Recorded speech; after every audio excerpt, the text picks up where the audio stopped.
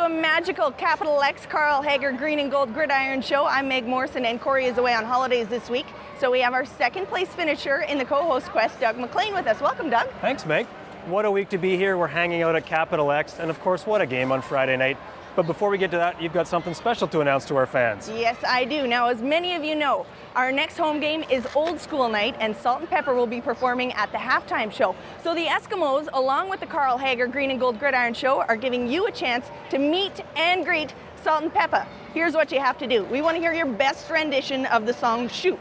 So record yourself doing that, and then go to shaw.ca/shoop to upload the video. The top 10 will win 2 tickets to the game. They'll get to meet and greet Salt and Pepper, and they'll also get field access to be stage side during the show. So make sure you go and get your video in as soon as possible, and then watch the Carl Hager Green and Gold Gridiron show on August 8th to see the winners.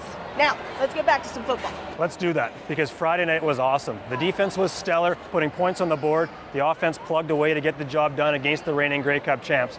Punter Burke Dales, he also had a great night, often pinning the Lions deep in their own end. Earlier in the week, we caught up with him to go over some of his practice techniques and to see how he works on his directional punting.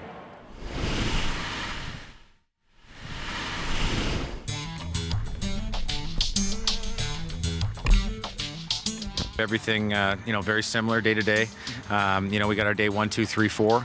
So day 3 was mostly about direction today. So just get a good little stretch on. We got a little game we call Chow for Now, little soccer volleyball action that gets us nice and loose. And then from there, I get into a stretch, and then I'm thrown right into the punt period. So today we were working midfield punts, coffin corner punts. The last thing I want to do in football in a game, in an important game, is give up field position by bashing the ball through the end zone. So really working my lines today, hence the game at the end that we play in the bucket.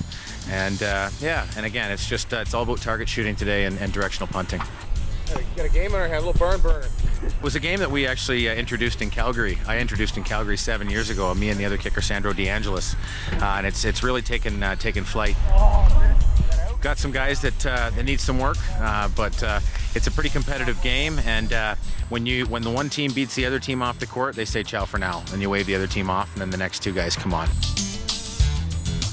In the bucket is a target shooting drill that I do. I put a garbage can about 50 yards downfield, 3-4 yards out of bounds. So if the ball does hit the bucket, that would be about a 48, 49 yard punt out on the 1, the 2, maybe the 3 yard line. And we have fun with it. We usually put a beer and some wings on the line.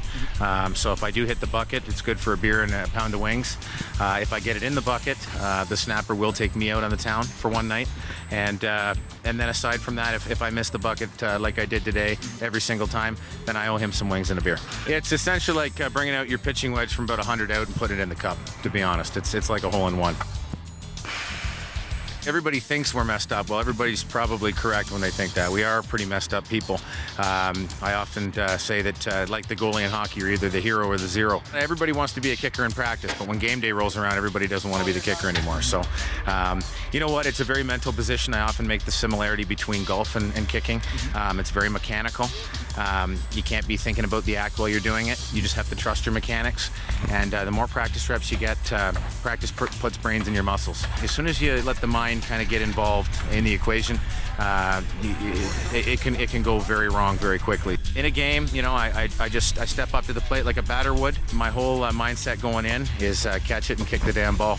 And that's kind of my motto, and has been for the last 7 years of my career.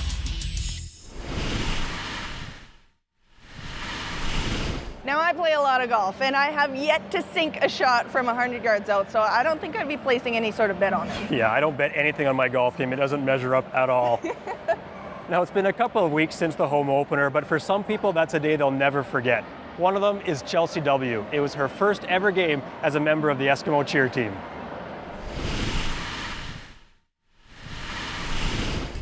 Hi, my name is Chelsea, and this is my first year on the Edmonton Eskimo cheer team.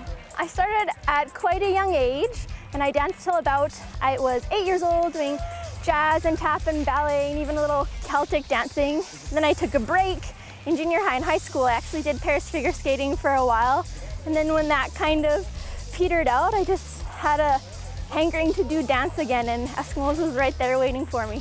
Today, I think It was a bit of a build-up. As I was doing my hair and my makeup, it's starting to like slowly sink in that this is actually happening, and then you get here.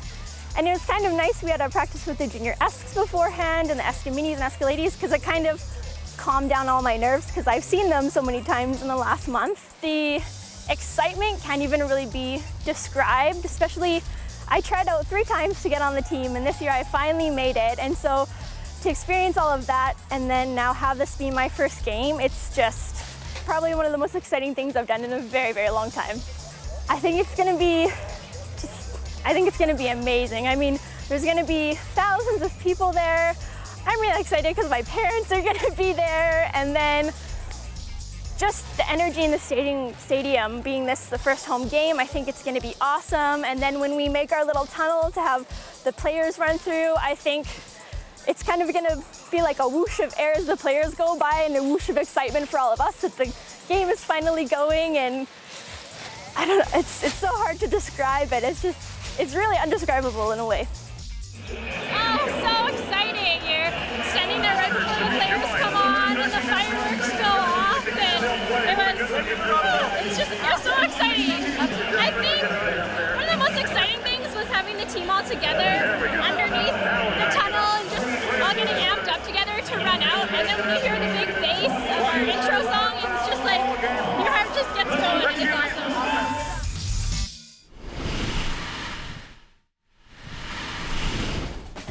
The Carl Hager Green and Gold Gridiron Show will be back after this. Welcome back to the Carl Hager Green and Gold Gridiron Show. You know, Meg, these Eskimos are such great football players. We see that every week. But because they're such good athletes, many play other sports as well. That's right. And today in Out of Bounds, we chat with Raymond, Alberta's Dale Stevenson. He had the option of playing either football or basketball in university. Of course, he decided to go with the Bears football team, but now he has a chance to put his b-ball skills to good use up against the Harlem Globetrotters.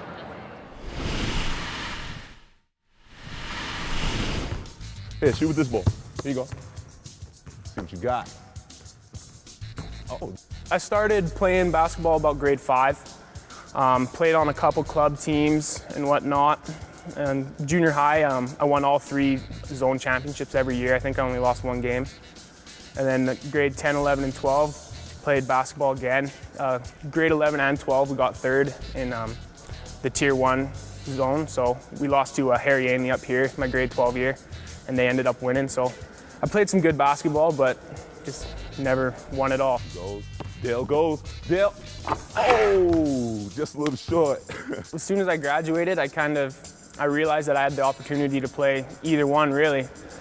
And my brother was up here playing football for the U of A, and I think that was probably the main thing. I really wanted to play football with him. The footwork in basketball, especially when I transitioned to an offensive lineman when I came here, being able to have the footwork of a basketball player helped with the transition a lot. When I was a receiver and stuff, I think it definitely helped because, you know, I had the softer hands from dribbling a basketball and just kind of I could feel it. But O-line, the hands, I guess my hands are fast, so I think that would help.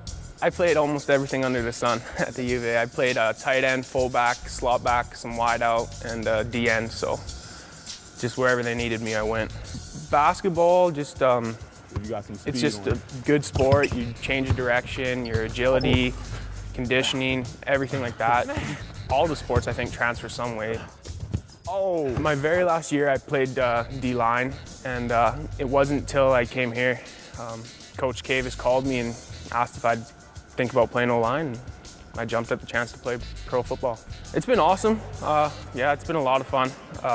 Big learning curve last year, but I'm starting to kind of understand it and think I'm ready to hopefully make a bigger impact this year. This year, me and my brother was the head coach at St. Francis Xavier for the junior varsity team, and I was his assistant.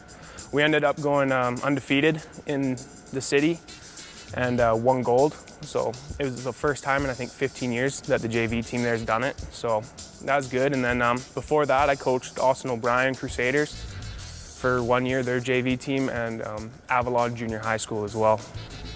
Right now, I'm just helping a little bit with U of A football and Jasper Place football, but basketball season's kind of over, so. But I'll be somewhere for sure next year. I'm a little nervous, to be honest. gained about 70 pounds since I last played basketball, so the vertical's not there, and apparently his name's Hammer Harrison, so I'm guessing he can dunk pretty good, so probably get shown up a little bit. It's something I never thought I'd have the opportunity to do. I just remember watching him when I was growing up, and even just watching sport highlights, you see him on there, and I never thought I'd get the chance to play with one, so it was a cool experience. Whenever they were on TV, I'd always watch them and, you know, watch them embarrass the generals, and the tricks they can do were always cool, especially a little kid. Seeing all the dunks and stuff, that was awesome. I grew up in a small town. If anyone could just do a normal dunk, it was amazing, so to watch on TV them doing through the legs and 360s and all that stuff was awesome. I'd like to say I'll hold my own. I'm a competitive guy, and I don't like getting beat too bad, so. Oh, you got a little D. I'll say I'll be on the Globetrotters. He'd probably say I'll be on the Generals.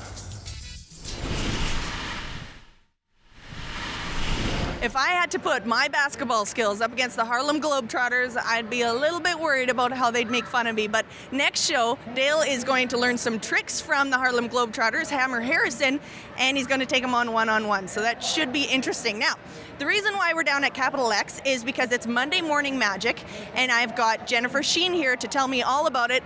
Actually, we've got Doug back here in the bouncy castle, so he is having a lot of fun, and your kid could have a lot of fun down here too, right? Absolutely. Monday Morning Magic is something that we're really proud to host here at Capital X. This is an opportunity for children with disabilities to come on site and enjoy the fair in a safe and controlled environment. So we've got between 500 and 550 kids here, plus their families, all enjoying, you know, the Family Fun Town, Bixby's Inflatable Rainforest, the farm, and some great feature shows here as well. Talk a little bit about the feature shows going on. I know that this place is just jammed with everything. Absolutely. This year we have a lot of brand new things at Capital X. One thing that the kids will get to experience as well as the rest of the public is the aluminum show. So this is our feature show in Hall D, and it's included in your gate admission. So it's like Cirque du Soleil meets aluminum. So it's certainly something for the whole family to enjoy. So the best 30 minutes of their 80-minute show will be featured here at Capital X. And this is their first time in Canada, so we're really proud that they're here at our fair. And we're not the only ones walking around in Eskimos jerseys today. We have some local heroes as well. Absolutely. Monday Morning Magic is something for the kids, and so they see the Eskimos and firefighters and EMS as our local heroes. So we're really fortunate that they were able to come down and be part of the Monday Morning Magic scene. So they're here helping out the kids, getting them in the rides, passing out balloons, and the smiles on the kids' faces is totally worthwhile. It's very cool what you guys are doing now. I know that you have a ton of other things also going on here at Capital X this week. Can you talk a little bit about what else people can find down here? Well, of course, when you talk about a fair, you can't talk about a fair without talking about food. So one of the big things that we've introduced this year is Rib Fest. So we have Rib Fest in the south corners of the Midway, and we have 5 fantastic ribbers competing for the People's Choice Award. Now, each of these ribbers is associated with a local charity, and they're each getting some cash. And then as people vote for their favorite ribber, that ribber, the number one, the People's Choice, well, that charity will get an additional cash donation. Very cool. Okay, now wait. I know this is the last year that this is going to be Capital X. What about the new name? When do we get to hear about that? You're right. That's the final day of Capital X, Sunday. We'll be announcing the new name for Capital X. So this is the last year. We'll have the Capital X Parade. The last year it's Capital X and a brand new name. So people can vote right now at nameyourfair.ca up until July 28th, which is Saturday at 6 p.m. We'll be gathering all the results, and then finally on Sunday we'll announce that new name. Do we have any front runners yet? Not that I know of. I know that there's a lot of people voting for a lot of different things. There's a lot of reasons about why they want a certain name, but no front runners as of now. Awesome. Well, thank you so much for your time. I'll run and get Doug out of the bouncy castle, and stick around. There's more of the Carl Hager Green and Gold Gridiron Show up next. Welcome back to the Carl Hager Green and Gold Gridiron Show. Cornerback Joe Burnett has had a fantastic start to his first CFL season with 3 interceptions, including a club record 108-yard interception return for a touchdown Friday night against the Lions. Today in 55 Seconds with Gent Rashad is talking to Joe Burnett about all of his success this year.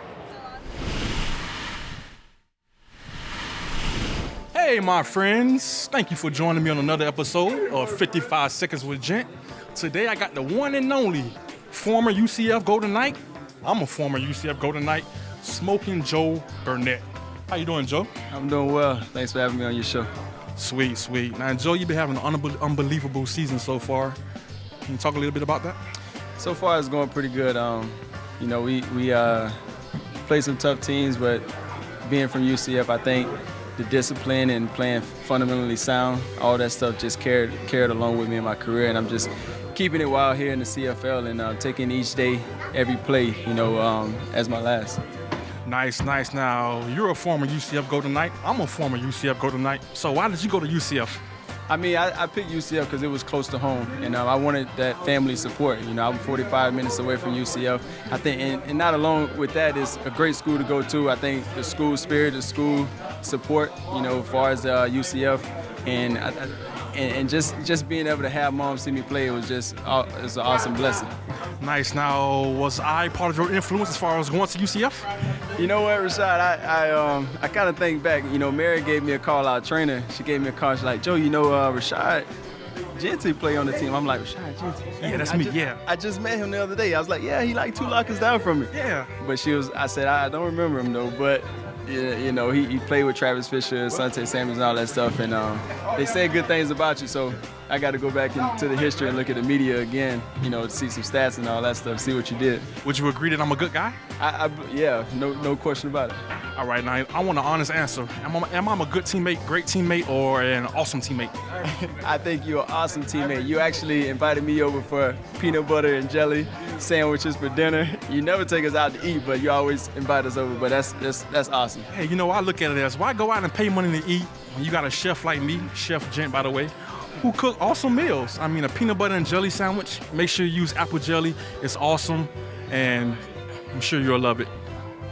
I mean, but the only thing I don't like about the Rashad Gently is the sunflower seeds. What's the deal with that? Sunflower seeds, the red sunflower seeds. You don't know nothing about that? The prices are ridiculous. Yeah, they cost a toonie. They cost a toonie, but they cost $1 in the States. Right, but a toonie is only a coin. When you came up here, you said something about 2 for $5, and then your price went to 2 for $3. Quick now, are they better than Spitz? No. Whoa! Not at all. No? All right, what's your favorite kind of sunflower seeds? What's your number one flavor? Ranch. I gotta agree, it's ranch. Now, do Spitz sell ranch sunflower seeds? No, they don't. So why not go with Frito-Lays that I have in my locker, and I publicize around the locker room? Why not Frito-Lays? I mean, they are ranch. But since I went to UCF, could I get a discount or something? You still charging me sky prices. You know what, you're right, and for the unbelievable season you've been having so far, you deserve a discount. Even though I did give you a free pack, remember that? No, I don't remember that. That was week 1, Joe. A free pack? No, that was week 2 when you got a touchdown. You actually came to me and said, Joe, you owe me $1. Remember that? I did, but I didn't get the Looney yet. Why I owe you still? My bad. You know what? Just continue doing what you're doing on the field. Thanks for having me. Thanks for joining me on another episode of 55 Seconds with Gent. Thank you guys for joining me. Any shout outs you want to give out? Shout out to UCF. Go Knights. UCF Go Knights. Follow me on Twitter at Rashad Genty and at Joe Burnett. Smoking Joe Burnett. Smoke, Joke, and Burnett. Appreciate it. And we out. So things are looking pretty great for Joe Burnett. We'll see if he has what it takes to be as successful as the guy in our next segment. Yes, as we catch up with an ex-Eskimo who holds numerous team records, including longest kickoff, longest punt, most converts career end game, most field goals career end game, most kickoff yards career season end game, most punts, most punting yards, and most points in franchise history. Yes, of course, we're talking about the great Sean Fleming. Wow. Sport teaches you a lot of great things. Commitment, working hard, relying on other people, trusting other people, but also you have to take responsibility for your individual performance.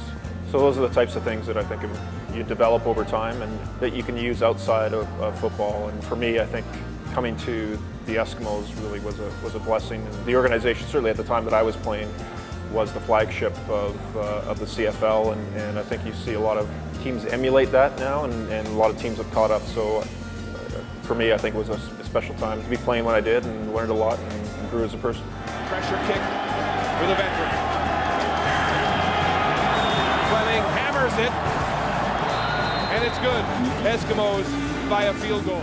You know, titles and championships, I mean, those are always the things that you remember as far as accomplishments, but I'm happy that I played as long as I did and stuck to one team and then was integrated into the community, and that was always something that the Eskimos preached and they supported. And Sean Flemings is good. I work for PricewaterhouseCoopers.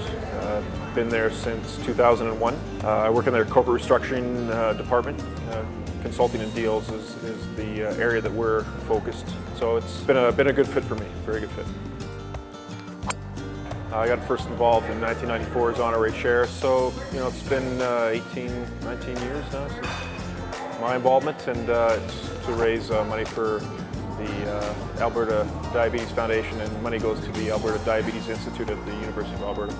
I think we're getting close to $2 million. The funds that we have raised go directly to research, so you don't lose a lot of the money in administrative costs of running an organization. I think we're allowed one club length, aren't we? Generally, this is it. Although I do get involved in a number of other different charities as well. Lots of great organizations in Edmonton, and certainly I try to do as much as I can and put my name to different charities. But this is really the main one. If you're an amateur athlete or a professional athlete, former professional athlete, you try to do things that keep that adrenaline going, that competitive nature, and for me, being a kicker was really a solitary position. So I found that racing and triathlons both gave me that competition that I wanted, because I was really competing against myself and trying to always improve my times, and plus it keeps me in shape, and it's lots of fun.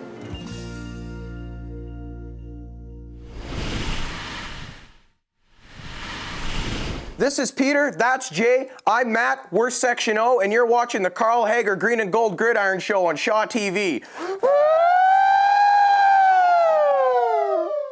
Welcome back to the Carl Hager Green and Gold Gridiron Show. At Fan Day earlier this year, we set up a tent and tested your Eskimo knowledge. We had a great time with the fans, and we gave away some awesome prizes.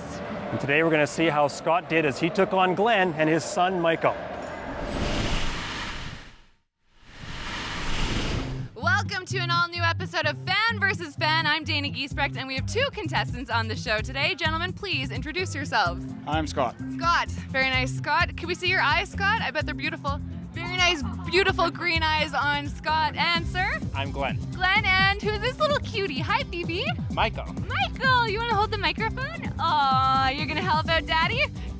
Daddy? Excellent. Okay, so gentlemen, ready for the first question? This is how it's gonna go. You each get one question at a time, 2 questions total, and then there's a tiebreaker round, which is super fun.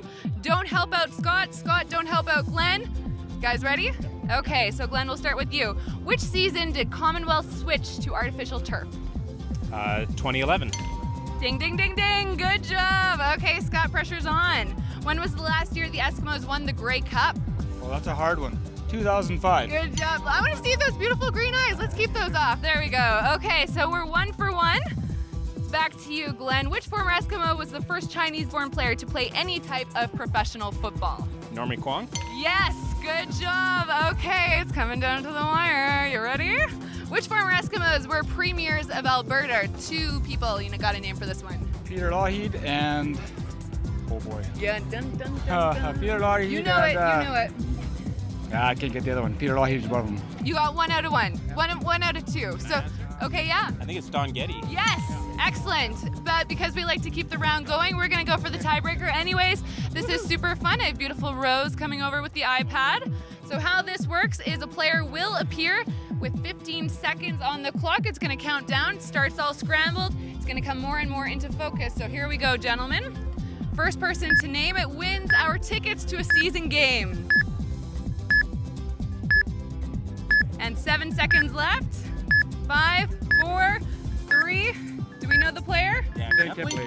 Oh, Glenn and Michael are our winners, but because we love to give all of our participants a prize, here is a lovely Eskimos hat for you. Scott, thank you so much. Glenn and Michael, high five to our winner. Good job, guys. That was another episode of Fan vs. Fan. Well, that does it for this week's Carl Hager Green and Gold Gridiron Show. Because of the bye week next week, there won't be a new show until August 8th, but you can always watch us Wednesdays at 7 o'clock on Shaw TV. Or, of course, check us out at Esks.com or ShawTV.ca. You can visit our pages at YouTube, Instagram, and Facebook, or tweet us at The Gridiron Show. You're getting all the laundry list to say today. I love it. Now there's more CFL action this week as the Eskimos travel to Winnipeg to take on the Blue Bombers. It's this Thursday, July 26th at 6:30. And since it's a road game, you can listen in to the Voice of the Eskimos on 6:30 CHED or check your Shaw HD listings. So that's it for this week's Green and Gold Gridiron Show. Well, I want to thank you for filling in the, rather small shoes that Corey has this week. You did an excellent job. And we got the week off next week, so we'll see you in 2 weeks. Thanks for watching. Carl Hager Green and Gold Gridiron Show is brought to you by Carl Hager Lemon Brace. Custom designed braces and foot orthotics manufactured in Edmonton.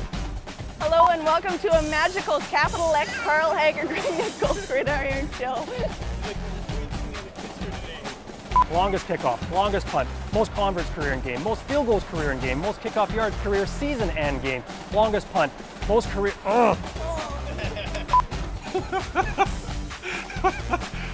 You ready, mother? Come on. I don't know why the first time I always mess up. Molly, stop smiling. All right. Say. Come on, man, we serious business right here. I know that camera heavy.